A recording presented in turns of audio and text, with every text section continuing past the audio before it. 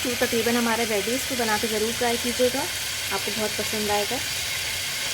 Beef stew बनाने लगी हूँ आज मैं।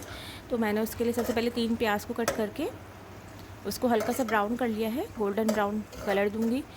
इसमें 2 टमाटर ऐड करूँगी। मेरे पास तकरीबन गोश्त जो है आधा किलो से थोड़ा कम होगा, तकरीबन इतना गोश्त है, तो मैं इसको भी ऐड कर दूँगी साथ साथ।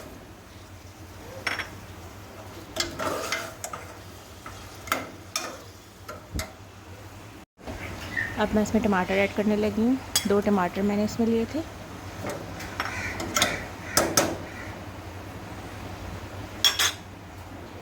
यहाँ पर मेरे पास थोड़ी सी काली मिर्च है, 10 से 12 लौंग और कुटी हुई मिर्चें को मैंने थोड़ा सा उसको कूट के फिर इसमें ऐड करूँगी।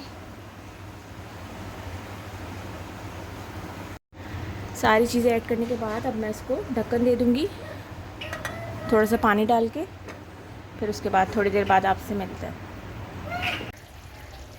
मज़ेदार सा हमारा स्टू तकरीबन रेडी है।